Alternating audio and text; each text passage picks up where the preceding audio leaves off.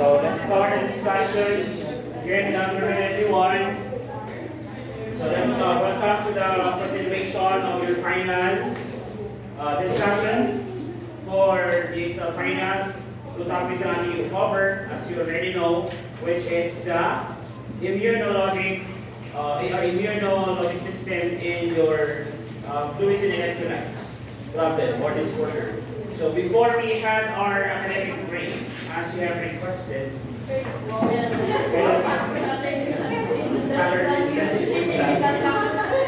before we had our academic break, I did discuss, or before your exam, I was able to discuss or start discussing the anatomy and physiology of your immune response. And with regards to that, we already know that there are two types of immune response, as we have discussed, your uveal and your cell-mediated immune response. And under this, we were able also to tackle what is immunity and what are the types of immunity and what are the subtypes of immunity according to these types. We were also able to discuss the different cell-mediated immunity. This includes now, your natural, the cells and mucus, the organs, such as your tonsils, the skin, that will also part of our immune response. So basically, all of those topics we will be tackling today or incorporating to the discussions of the altered immune response.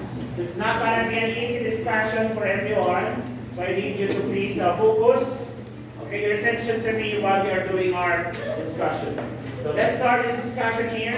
Altered immune response. When we talk about altered immune response, is there a problem or not? May problem po ba? Yes, there is a problem. So altered po tayo. Ibig sabihin, there is already a deviation in the normal, anatomical, and anatomy and physiology of a specific system na natatarget natin. So for in this case, we are going to discuss the alterations in relation to the immune response of a person. Now, under this, we are going to discuss the immunologic disorders and reactions. And we talk about immunologic disorders and reactions, we are going to tackle them according to types. Okay? According to types, we have the hypersensitivity reaction, type 1, which includes your allergic rhinitis and anaphylaxis. Hopefully, we'll be able to finish this too today. Your type 2 and your type 4, under your type A, we will try to relate that to the presence of your immunoglobulins. How many immunoglobulins do we have? 5. So you gamit, tinatawag natin, right? So if I'm not mistaken, during the discussions prior to the academic break, I was able to tackle when will this immunoglobulins increases, okay, or kung kailan sila tumataas, what specific type of infection or pathologic exposure. Okay, so your IgG, and also your IgF. Okay, for type 2, we will be tackling the early transplant rejections, Graves' disease, Goodpasture syndrome, myasthenia gravis, and included po ito yung mga conditions that are considered cytotoxic and cytolytic. So, i-discuss natin yung mga hemolytic disorders. We are going to tackle also your type 3, your acute glomerulonephritis, and of course your systemic lupus erythematosus. Plus your contact dermatitis and other autoimmune conditions. Of course, you will not be able to tackle this in just one week within this day. So it would take us about 3 to 4 days siguro to cover everything. So hopefully I'll be able to tackle everything until Friday. So aside from these autoimmune conditions, we will be tackling yung mga diseases such as your HIV, AIDS, your human immunodeficiency virus that will be later on becomes AIDS if left untreated or managed. We'll also be covering the discussion about your COVID-19. It's very timely since we are still in the pandemic right now. Okay, and I'm quite amazed that at least most, if not all, is still wearing masks. Okay, even though there is already a executive order that it's gonna be your choice to die or not. Yeah, and of course we are going to tackle as well hepatitis. So hepatitis A to E. according to the professor. So those are the topics that we will try to cover within this week. Because the following week that we will be having our lecture week, we will be focusing the discussion already into the fluids and electrolytes discussion. Okay? So let us proceed. So before we go to the specific disorders, let us define first or discuss some of the words or phrases that we may encounter as we discuss this topic. Number one here is immunocompetence, and according to the book of Brunner, immunocompetence is the body's immune system cannot identify, inactivate, or destroys foreign substance. So basically, our immune response is there to protect us from foreign entities. Foreign entities, parang kaluluwa lang ano. Foreign bodies that will enter our body to include your antigens and pathogens, and of course, malignancies that will actually grow inside our body as well. So this immune response has the ability to identify, activate, and destroy these microorganisms, these pathogens, antigens, and even malignancies. However, in some cases, so mga minamalas-malas man na tao, okay, there are instances that our immune system will not work, okay, according to its job na sana pumatay. For instances, identification, like in cases of HIV. Isn't it, I mentioned in the earlier part of our discussion that HIV tries to mimic, okay, the picture of A helper T cell, specifically your CD4 T cells. So basically, the brain will recognize this as part of the immune system, when in fact, it's not. Kaya nagkakaroon tayo ng problema. That's why patient with HIV or AIDS has immunosuppressed immune system. Okay? Activate and destroys, there are instances wherein the actual T cells is already the problem. That's why they cannot kill, they cannot be activated, and they cannot do their job, which is to maintain homeostatic balance in our body to kill microorganisms and everything. That will actually invade our body. Now, this immunocompetence comes in two ways. Pwede po siyang incompetent in a sense that there is under-responsiveness or underactive immune response, meaning it is not doing its function at its fullest. Okay, so hindi po siya maaaring kulang or totally wala. Or it can also be what? Overreacts, which happens during hypersensitivity disorders. And your hypersensitivity disorder is the focus of our discussion today. Now, to give you a diagram, to give you a picture of how does the system work and paano nagkakaroon ng incompetent immune system, this is how it works. Sige, copy. Picture. Just make sure na gwapo ako sa picture, ha? Pag hindi ako gwapo, i-save mo yan. So wala kang masisave. Okay na? Ay, napakabagal. Anong sakit niyan? Radiation. Okay na? Okay, let me proceed. So this is our immunocompetence diagram. Of course, we have our immune system. Two things that will happen in immune system when there is immunocompetence. It may either be under-responsive or overly reactive. So under-responsive meaning it may lead to decreased immune response. So take note that a decreased immune response may make us susceptible in acquiring conditions that is caused by pathogens and other microorganisms that try to enter our body. Like for example, what is the blood component that protects our body towards infection? Your white blood cell, isn't it? So if your white blood cell, nagkaroon tayo ng under-responsive immune system, and there is a decreased production of white blood cell, what will happen to us? We will be prone to infection. That's why if there is an unresponsive or incompetent immune system, one thing that will happen is severe infection. Another one is your immunodeficiency. Like for example, HIV, under responsive din ang immune system. Kasi nga, the brain recognizes the virus as part of the immune system. Kaya hindi siya napoproduce na marami. Kaya naging under-responsive siya. Which makes the person immunocompromised. And malignancies. Isn't it that whenever we are under stress, yan, may maraming tumutubo sa katawan natin. Di ba? Kapag ikaw stress, lalo pag malapit ng exam, kasi stress ka sa grade mo, marami ang mga pimples mo, sometimes it turns to become an acne. Okay? So those, malignancies, and of course, even tumors. Di ba? Malignancies, the exact cause is actually unknown. But, okay, can be related to environmental factors, including your psychological factors, such as your stress. Okay? So that is your under-responsive immune system. Pwede naman maging overreactive ang immune system natin, which will now lead to hypersensitivity disorders. From the word itself, hypersensitivity, meaning hyperactive ang ating immune system. It will produce more immune response to fight infection. In a sense, na nagiging okay na po yung ating immune system. Like for example, as we sit in our chair right now, okay, may nakukuha ba tayong mga pathogens in our environment? Yes, but the thing is, it does not manifest any condition. Wala tayong signs and symptoms, isn't it? Unless the pathogens or the antigen that enters our body is our specific antigen.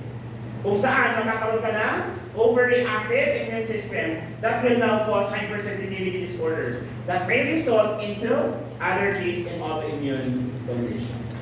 Okay? Pag sinabi natin autoimmune condition, from the word itself, auto means self, immune system, your own immune system is creating or making you sick. Okay? And we'll talk about, since we have mentioned hypersensitivity, let's talk about hypersensitivity reactions. Hypersensitivity reactions is basically, just like I've mentioned, there is an overreactive immune system. Okay? The overreactive immune system tries to fight now against the foreign antigens or reacts even with its own tissue. Sinisira niya ang sarili niyang bahay. Sirang patatas. Sirang kamatis. So that is your hypersensitivity reaction. And we have mentioned attacking its own self. Okay, attacking its own self or reacts against its own self. That is what we call as your autoimmune conditions. Which will lead us to the discussion of what is autoimmune diseases. Sige, pagbigyan. Pagbigyan mo. What is your class earlier? Wala. So this is your first and last? Yes, sir. Pa-importante mo ba ako? Yes, sir. Okay na no, mag-klase tayo ng Lunes na 8 to 12. 8 to 12, may klase ka? 8 p.m. to 12 p.m. Kasi 8 ako hapon yun. 8 p.m. to 8 p.m. Yan tayo, let's proceed. Pag sinabi natin own self, attacking its own self, we are referring to autoimmune conditions. And autoimmune conditions wherein the body fails to recognize cell proteins and reacts against self-antigens. So basically, we react on things that is part of our own body. Okay? That's how complicated these conditions are. Kasi nga, the design system that will protect you from pathogen is the same system that is attacking your own body. Okay? That's attacking your own body. So that's your autoimmune diseases, and we will be discussing a lot of autoimmune diseases as we go on with this discussion. Hopefully, by tomorrow, nandun na tayo. Kasi you have a class tomorrow, right?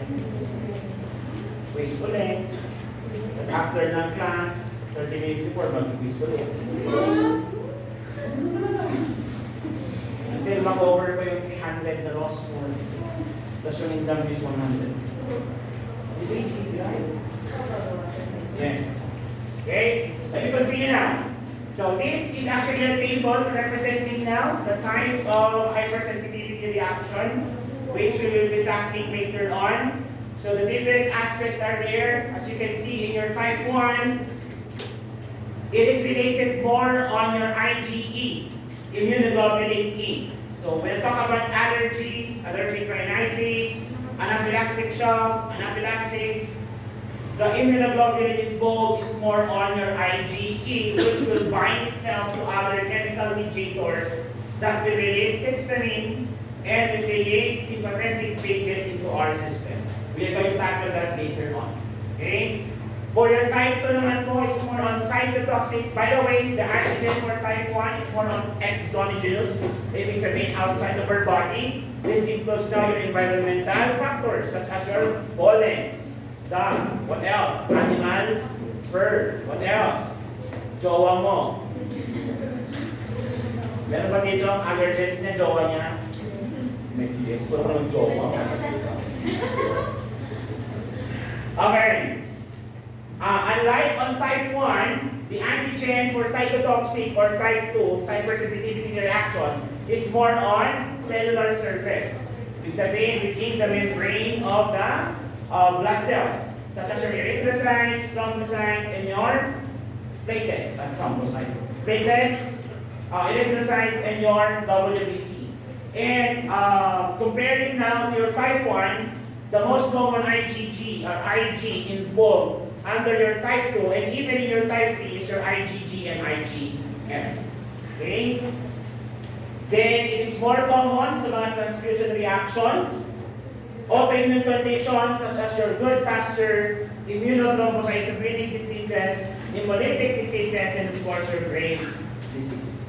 We'll try to cover this. Actually, Graves' disease is a topic under your endocrine system, but I will be introducing it already or discussing it already under your immune system. Okay? Transfusion reaction, talaga to. So, it's about blood incompatibility. So, blood type O to type 3, A to AB. Okay? So, those are the things we discussed natin. Good pasture syndrome is basically a disease of the lungs and the kidney that affects now the basal, the base membrane of both the glomerulus and the alveolar. We will be tackling that hopefully tomorrow. Okay? Then for the type 3 immune complex, it's more on extracellular antigens such as fungals, virus, and bacteria. Okay? Then the fact or this will actually take effect within 3 to 8 hours. And for type 4, there is no antibody involved. The only thing that involves here is the chemical mediators, which includes your cytokines, T cytotoxic cells, and this is commonly be increasing during an exposure to, or during when a patient is suffering from contact dermatitis due to exposure to poison ivy, or even with patient with eczema and edema. That commonly develops within 24 to 40 hours after exposure. So that side, we are going to tackle this one by one, and let us start with your type 1. Okay? So for type 1 again, what is the immunoglobulin involved? IgE. Please hold on to those thoughts kasi nga, until mamaya, siya lang ang i-discuss natin paulit-ulit. Are we clear? Yes. Now, for type 1 IgE-mediated reactions, okay, we have to define first the different terms that we need to know. Your anaphylactic reactions.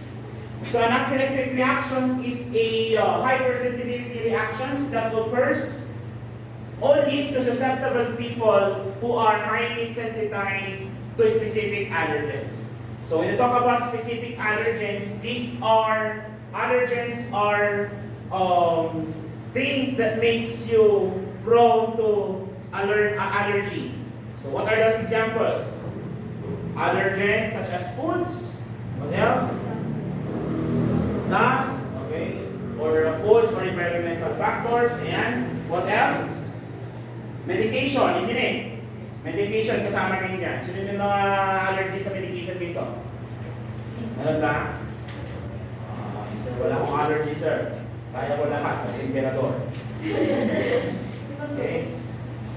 Sana yun ang allergy mo ng para masayang buhay. Ouch. Okay, so IgE has property attaching to the mast cells and basophils. So basically, your IgE will be binding in mast cells and basophils, which are chemical mediators that will lead to the release of your histamine. Okay? Your histamine, serotonin, leukotrienes, eosinophils are chemotactic factors of anaphylaxis that may lead and cause allergic symptoms. So what are allergic symptoms? Though we are going to discuss it later on. Can you just give me an example of a possible allergic symptoms? Rashes. What else? Sneezing, possible. Ano ba? Difficulty of breathing in severe cases. What else? Itchiness, or pruritus. What else? Redness. Okay, yung pigmentation. The increase in pigmentation. So those are the possible signs of your anaphylactic reactions. Okay?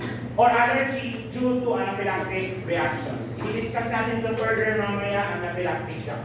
Okay? Hanggang makarating tayo sa anaphylactic shock. Okay? Ay, hindi pa tapos? Ay, kapakal.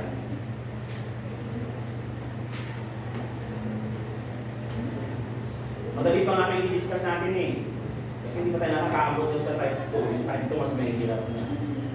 Type 1 pa lang to. Eh, kapit na. Basic MRI. No.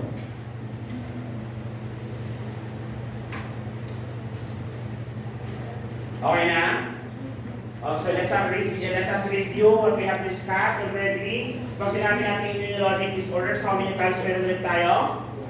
4. So type 1, 2, 3, and 4. So hypersensitivity, reactions. Type 1, we're going to discuss your allergic rhinitis and your anaphylaxis. Nandito na tayo. Pag sinabi natin immune system, can it become overreactive? Yes. Can it become underreactive? Yes. Pag underreactive, can it lead to severe infections? Yes. Can it also lead to bleeding disorders? Yes, hemolytic disorders, and can also lead to malignancies. Yes, kapag overreactive naman siya, ito ba yung hypersensitivity disorder? This will now lead to anaphylaxis and allergy. Did you get that? And yes, and when that happens, when the immune system becomes overly or underactive, we call that as immunocompetence. Are we clear? Yes, so hypersensitivity reactions, type 1 is your IgE-mediated reactions. So basically, these hypersensitivity reactions is more related to immunoglobulin E. Example of this is your anaphylactic reactions, wherein you have a specific hypersensitivity reactions to specific allergens. And speaking of allergens, these are the common allergens that may cause anaphylactic shock. Okay? That may cause anaphylactic shock. So this is based in your book. Okay? Anyway, i-discussin natin ito isa sa mamaya. Okay, so you have your drugs, penicillin, sulfonamide, insulin, aspirin, tetracycline, so on and so forth. For the foods, eggs, milk, nuts, peanuts, shellfish, fish, chocolate, and strawberries. For the treatment measures, blood products, especially if it's incompatible, pag magkaibang RH nyo, at magkaibang blood type nyo, at mali pa yung cross matching. Okay? Iodine contrast, if you have allergy to iodine, you have allergy to shrimp. So if you have allergy to shrimp, you do not give iodine as much as possible. Okay? And procedures that has iodine exposure, such as your radioactive contrast during imaging. Narinig nyo na ba yung tawag na CT scan with contrast? Yes. So CT scan with contrast, whenever you hear the word contrast, it means it has iodine.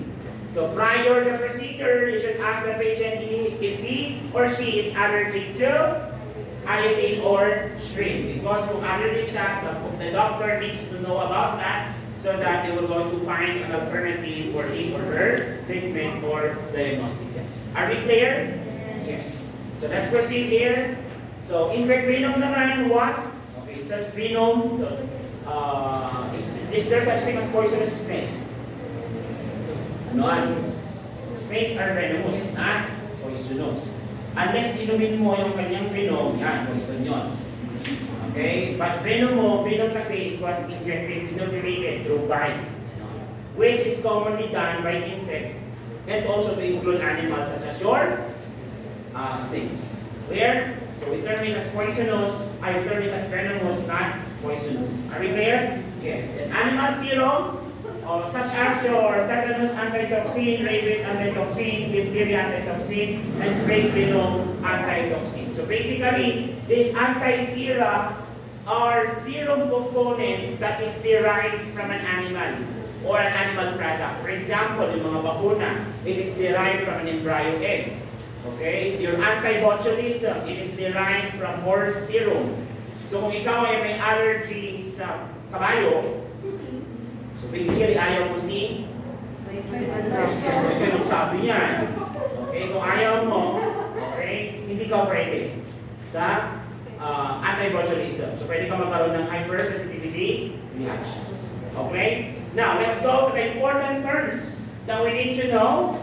Okay, we need to know in relation to hypersensitivity reactions. Let's start with number 1. Madalas na narinig ito, atopic reactions.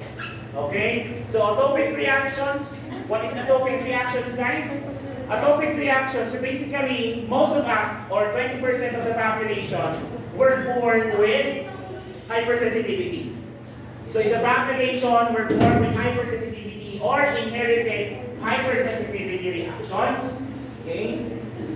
Pinanganak ka na may hypersensitivity reactions or meron kang allergy sa specific allergen, we call that as atopic reactions.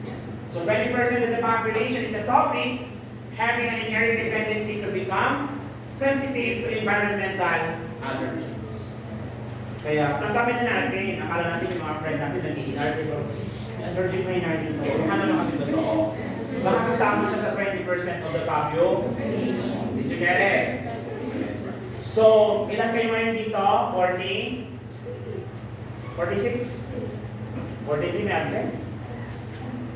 49? Ilan? 48 kayo? 49? 48. Kung 48 kayo dito, ang 20% nun nasa ilan? 10. Tama? So 10. So kapag may allergic rhinitis dito na 15, baka yung nakataya at hindi baka nangihinap nila. Ganun ba yun? Hindi. Kasi the remaining of the population can also develop allergic rhinitis. Ang ibig sabihin lang po ng atopic, they were born with it. Okay. Malas-malas. Did you get it? So kadalasan kapag may allergy sa shrimp, kapag may allergy ng parents niya. Ano? Gusto mo ba magkaroon ng allergy sa shrimp? Kasi kapag nagkaroon ka ng allergy sa shrimp, allergic ka na rin ba sa lobster? Yes. Allergic ka na rin ba sa crab? Yes. Baka pati sa tahong, am I right? Do you like tahong? Yes. Baked tahong, am I right? With cheese on top. Yes. Diyan ba masaya? Usapang tahong. Okay? So your topic reaction. Aside from that, this is the result of allergic rhinitis, asthma, atopic dermatitis, urticaria, and angioedema. So basically, kapag nag-develop ka ng asthma, allergic rhinitis, atopic dermatitis, urticaria, and angioedema, that is considered as atopic reactions. Atopic reactions. Okay? Easy lang. Binabigla naman. Are you guys still with me? Yes. Gutom na naman kayo? Yes. Kayo kasi lagi nagbubutong, papayat nyo naman. Okay na? Ay, apakabagal. Gusto talaga, bradycardia. You get it? Okay. Now, another term that we need to be familiar with is your atopic dermatitis. So, atopic dermatitis is a chronic condition. So, inherited skin disorder characterized by exacerbations and remissions. So, basically, namana mo ito, pinanganak kang meron, then, habang tumatagal, lalong lumalala. Tapos, nagre-repeat pa. Ibig sabihin, pabalik. Okay, there is remission. Okay? And it is caused by several environmental factors. Hindi lang siya isang antigen or hindi lang siya isang allergens. Can it be related to food? Yes. Can it be to medication? Yes. Can it be to treatment? Yes. So yung mga allergens na discuss natin kanina, okay, if you were born with this condition, with hypersensitivity reactions, and you have allergy to specific allergens, malas-malas, you are included in the conditions na may atopic reactions. Then you may suffer from a condition which is chronic, pamatagalan, atopic dermatitis. So basically, ano nangyayari sa skin? Derma. Namamaga. There are inflammations all over your body, and sometimes it happens all over your body from head to toe. Clear? Are we clear? Yes, the cause is several environmental factors, as I had mentioned earlier, may it be food, drugs, or medications, treatments, and etc.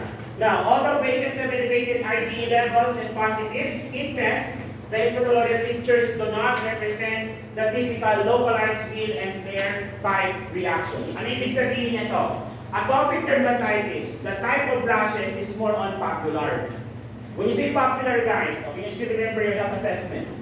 Oh, I said, yun nga dito, every occupants pa mga okay? So we have your popular, macular, and your vesicular, isn't it? Pag sinabi natin vesicular, fluid field. Tulad sa bulutong tubig. Yan yan, o kaya pag ikaw napaltos, yan, vesicular. Popular naman, yung parang rashes lang siya, pero hindi siya na elevate. Macular is more on elevated. It's larger than the papule. Okay? Now, in this one, atopic dermatitis is more on popular. So there is no localized wheal or flare. Pag sinabi natin flare or flaring, the inflammation sa dulo, okay, inflammation, this is an inflammation or dilated blood vessels in the surroundings of a wheal. So you know what wheal means? Wheal. What is wheal? Gulong, pangayamanan. So wheel, yan yung pag-asa para tumasa. The will to pass. May ganun ba? What is wheel? It's basically what? An elevation in the skin when there is a reaction, isn't it? Isn't it that you're trying to create wheel also when you make or when you inject your skin test? How many fluids left? 0.1 na. 0.1 na yung pasok. Kagayahin si Mr. Pasqua, very preoccupied with the wheel. 0.5 na, wala pa rin wheel. Did you get it? Maliba ko nun? Yes. Yung gagayahin yun. Okay? And skin lesions are more generalized and involve vasodilation blood vessels, resulting in intestinal edema with blood vessel, with vesicle formation. With vesicle formation. So how does it occur, sir? Okay, mamaya i-discuss natin yan. But to give you at least a preview of what will happen mamaya sa mga discussion sa atin, ganito po yan. For example, si Mr. Pasqua, I have a specific allergen, for example, shrimp. How I wish. Wala po akong allergy. Did you get it? Tao po, yung mga kasama ko may allergy sa akin. For example, si Mr. Pasqua may allergy sa shrimp. So specific allergens ko yun, kumain ako. But since I am allergic to the component na meron or content na meron ng shrimp, my body will react. And it will release what immunoglobulins? E. Immunoglobulin E will bind itself to other chemical mediators to include your basophils and neutrophils. Alright? So kapag na-connect siya doon, it will now release another chemical mediator, so in short is histamine.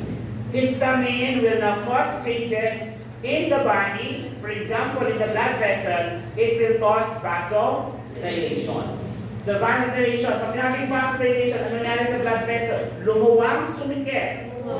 Lumuwang. Pag lumuwang ang blood vessel, kamusta ang daloy ng dugo? Dadami o konti? Dadami. Pag dumami ang daloy ng dugo, pupunta doon sa area na yon, ang ating blood vessel po ba, ang membrane po ba na yun, is semi-permeable? Yes. Kung semi-permeable niya, pwede ba ma-stretch? Stretch kasi ba madaming fluids na pumunta? Yes, because of the vasodilation. So the fluid will now escape to the other chamber. Tama? What are the two chambers of the body? Extracellular chambers or compartments. Fluid compartments of the body. We have your intracellular and extracellular. Let's have a review. I shall need. Mahilig po kayo mabugi. Kasi kung na-gets nyo ako, hindi mo kailangan magsuhat.